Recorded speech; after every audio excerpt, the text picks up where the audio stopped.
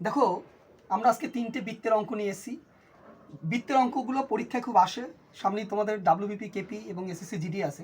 প্রথম অঙ্কটা কি আছে দেখো, একটি বর্গক্ষেত্রের ক্ষেত্রফল 196 বর্গমিটার, ওই বর্গক্ষেত্রের মধ্যে অঙ্কিত সবচেয়ে বড় মাপের বৃত্তের ক্ষেত্রফল কত।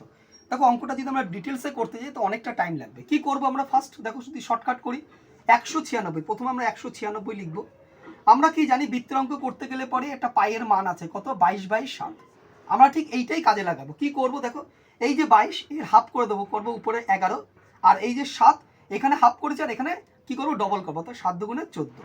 এইটা দিয়ে এটা কাটলে কত হবে, 14 হবে। তাহলে 14 আর 11 গুণ করলে কত হবে, 154, অর্থাৎ অ্যান্সার সি, অর্থাৎ 154 বর্গ কিলোমিটার হবে একটা বৃত্তের মধ্যে, একটা বর্গক্ষেত্রের মধ্যে যত বড় একটা বৃত্ত হবে, বড় মাপের যে বৃত্তটা হবে সেই বৃত্তের ক্ষেত্রফল।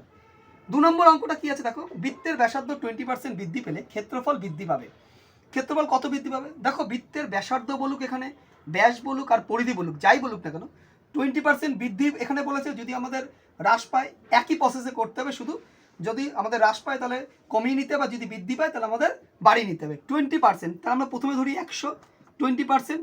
আর সবসময় ক্ষেত্রফল বের করতে বললে পরে দুবার গুণ করতে হবে, এই যে যত পার্সেন্ট আছে দুবার গুণ করবো। তাহলে 20% বৃদ্ধি বলেছে, তাহলে এখানে 120/100, 120/100, এই 100 কেটে দিলাম, এই 0 কেটে দিলাম, তাহলে 12 12 কত, 144।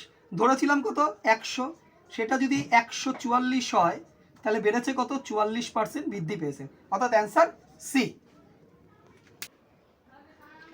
দেখো আরেকটি কি অঙ্ক আছে, একটি বৃত্তাকার মাঠের চারদিকে সম পরিসরের রাস্তা আছে, রাস্তার ভেতরের ও বাইরের দিকের পরিধির পার্থক্য 66 মিটার হলে রাস্তার প্রশস্ততা কত। কিভাবে করব দেখো, এই যে 66টা আছে, এই যে 66 সংখ্যাটা, এটাকে আমরা ভাঙাবো। কিভাবে ভাঙাবো দেখো, সবসময় 22-এর সাথে একটা সংখ্যা গুণ করে 66 আনার চেষ্টা করব। তো 22-এর সাথে আমাদের কত গুণ করলে হয়, 3, অর্থাৎ 3/22 কত হবে আমাদের 66। তাহলে এই যে 3 সংখ্যাটা পেলাম, সবসময় সেই 3 এবং আমরা 3.5 এইটা আমরা গুণ করে দেবো। তো 3 দিয়ে 3.5কে যদি আমরা গুণ করি পাবো হচ্ছে 10.5, অর্থাৎ অ্যান্সার হচ্ছে বি। দেখো এরকম অঙ্ক তোমরা যদি আরও পাও তাহলে আমাদের সাথে থাকো, আমরা এরকম সামনের এক্সামের জন্য আরও ভালো ভালো অঙ্ক তোমাদের জন্য নিয়ে আসবো।